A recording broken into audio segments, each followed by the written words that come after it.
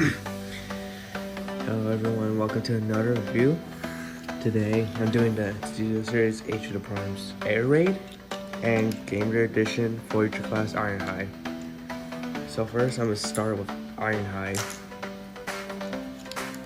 So for Gamer Edition Ironhide, this is the War for Cybertron / Fall of Cybertron Trilogy version, the Gamer Edition. And he comes with this axe accessory and this gun accessory, which with this figure you just unplug the hand, because this one's molded but not the other one like that. Just plug in his gun just like that on his hand. And for the axe, what you have to do is just unplug it like that, push it through his hand, just put the axe back on in there. So, and also there's no really storage for the gun, but on the back there's this push tab where you can put the axe, just like that. So I am aware this is basically a remold or reuse mold of the Ratchet version as I've seen before. They're pretty similar nonetheless, but still not a bad figure. So for the head, it has a very minimal head swivel, and now the head's like that. Let me just try to fix it real quick. Give me 1 second.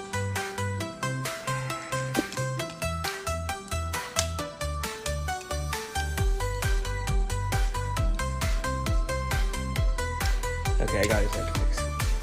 He has actually pretty good sculpting for the head. He looks actually pretty good, but the backpack's actually kind of big, but yeah, you have to do what you have to do. So let's get to articulation. These are his shoulder pads can move up. That's for transformation, but also with the arms moving up like that. They can move forward, back, up and down, rotation, a bite, a elbow, and a hand. Move it right there. These go up and actually just rotate 360 like that. So not really have much head movement for the hips. It can move back, not forward with a nice 90-ish degree. Not really a tilt, but just for use for the transformation basically. And you can do that on the back, just like that. And has a pretty good widespread as well. So he has pretty good accessories, of which just kind of paints it more. But the sculpting's not bad, but it looks really hollow on the inside. And the axe is basically remolded and reused, but it's not a bad accessory. It's actually not bad at all for its design. Now I'm gonna do the transformation, try to get it best on camera. So what you want to do is lift his shoulder pad. Actually, no, not yet, my bad. First, you want to untap his backpack, bring these down, so it's like that. Next, what we want to do is bring these up, turn them around, and have them just like that. Bring it all the way up, rotate it like that, so they're like this. Then you're gonna wanna pull out his chest, bring him forward, and bring him back just like that. So it looks like this. Next, for the arms, what you're gonna wanna do is there's this hinge right here where you just take that off. Make sure to bring it down like this, and then there's a little tab right here where you just want to push it into that like that, then rotate the arm like this so the wheel's facing out. Repeat for the same side, bring out the hinge all the way down like this, then tab it in.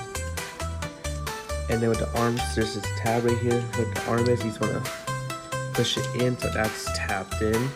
dealt with the transformation. And now we're just gonna bring this backpack over, or the front of the car, and just tap the front in.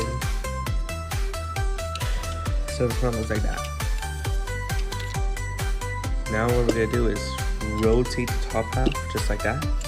And now we're gonna work on the legs. So we wanna rotate it about 180 so it's facing this way. Push the foot down, open the front, then pull this out, then unravel it so this goes to the back. This front part goes to this connection right here that's having. And now what we want to do is just right here where this hinge is, you just want to untap it out and push it forward so we get the one part of the car. Make sure to tap that in at the bottom. Make sure this taps in the back. Fix it all just like that. Now do the same for the other foot.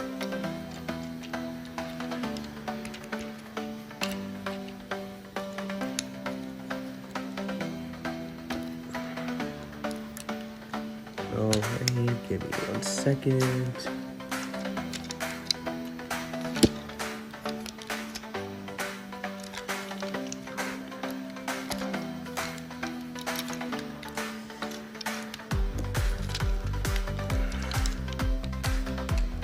I don't know why it's being a little more difficult for me right now. I'm trying to do this on camera, but off camera, it's already easy. There we go. Really easy transformation. Now we got. Make sure these tap together at the bottom. Make sure this is lined up and tapped at the back. So that's tapped. And then next right here, make sure these are tapped. And then just push it forward. And now here's. I did it differently, but it just came up. And here's the vehicle for Ironhide. It's not bad. It actually hides the roll out really well. These scenes are right there, but this is where you miss with the transformation. This is where a lot of the kibble is hidden. So, and on the front is just round looks really good, and rolls pretty good too. Now you can't hold the gun on top, unfortunately, but you can hold his axe accessory on the top, since that tapping is on the top to hold the axe, which this one's being a little difficult, but there. And that's the Studio Series Nature Pines Voyager class Ironhide from War for Cybertron. Not bad for figures. His articulation is really not bad, honestly, for a Voyager.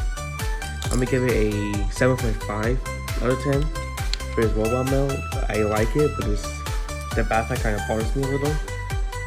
So, like also a 7 out of 10. His vehicle really looks really nice, honestly. But I wish we could get the gun mounted somewhere, or what? Maybe.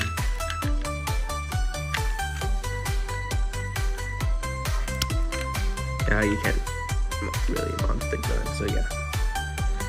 Disappointing for that, but the vehicle mode's not bad either. Also a 7 in my opinion. So overall, just a decent 7 out of 10 for overall. Next is Air Ray. 1 to 2, 1 out of the 3 aerial bots we have so far. I have Slingshot, which I haven't revealed yet, and excuse me. But I don't have Silverbolt yet because he's really expensive and I don't have the time to get him right now or where to find him. But this is one of the back legs for the Combiner, which is Superior. So his accessories are these guns. He only has 2 of them. His design looks, I actually really like his design. I don't really mind the backpack, honestly. That's not bad at all. I actually kind of like how it fits with the design. Various articulation, he can move up and down, rotate 360, and this is for the foot, but you can just also push that back. Next with the arms, pretty standard. They can move up, they can rotate it around. There's an elbow, bend, rotate that around, but no hand except for pushing it in for transformation. And also, and there's a landing gear right here for transformation, which I'm not gonna use yet, but that's okay. He can rotate his whole waist just like that. Has a, you can move the arms on the way, pretty good spread. He can bend his legs back out forward, but due to the backpack right here, actually no, he can bend his legs pretty good. It then has a beautiful pivot leg. Look at that. That's a really nice pivot for the foot. So he can hit, I'm pretty sure, some really good poses. And he's actually really sturdy as well. I didn't really test it for Ironhide, but let's see transformation. The transformation. So first you want to rotate his head backwards, so the back of the head's facing you. Next is the arms, so you just want to push the hands in and tab into the side where that tab is. Next we're going to bring down his wings. Right here you want to pick up the nose of the jet, bring that forward, and just push it down and adjust it so that it looks like that. And next to the legs, you want to tap the legs in together, bring these out, push these in, and make sure these tap into the knee, just like that. And then next for the leg, you want to bring these down. These are not on him when you get the bigger, but these are the back. You want to rotate them 180 to be like that. And next, you want to bring this the back in. So you want to move it like that. What I do to make it easier, what I recommend is putting the back first, like that, and just push it up. It's that easy. And here's the jet mode for air raid. I'll say the top looks really nice. Like, this is a really nice jet mode from the top. The front, it could be better. And a bunch of the robo modes just under the side. Like, compared to Ironhide, look, there's just so much of a difference. You can basically see the robot, but I'm not really complaining. It doesn't really bother me. Oh, and the landing gear, don't forget that. So you have to not be so talking. So for his accessories, they can also go under the wing, just like that. Now, like I said, what bothers a lot of people, kind of me a little bit, is just how you can see most of the robot mode. Now I don't have it, but those are just like Sentinel, Prime, which you can see most of the robot mode. Like, it's basically just a guy under a really good jet. Like, he's really good. I don't really know how to do the foot mode looking thing. I know a little, where you just bring this out, put the head down, basically have it just like that. I don't know the rest, but that's what I know. But overall, not a bad figure. Articulation is actually really good, not gonna lie. Because that, for the lust class, it's actually not bad. I'm gonna give it a 8 for articulation, in my opinion. For all the sculpting and how he looks, he actually looks really good too for his design. I actually really like it. It's much cleaner than Slingshot in my opinion. So I'm also gonna give it a 7.5. Yeah, so overall, his jet mode's really good besides the bottom. So I'm gonna give that just a 6, not gonna lie, because of the robot, the jet mode, how it is. That's gonna be it for this Transformers review video. Make sure to like and subscribe and comment down below whatever you want, and I'm gonna post a new post on my community to see what to vote on what figure you guys wanted me to review next. Until next time, goodbye.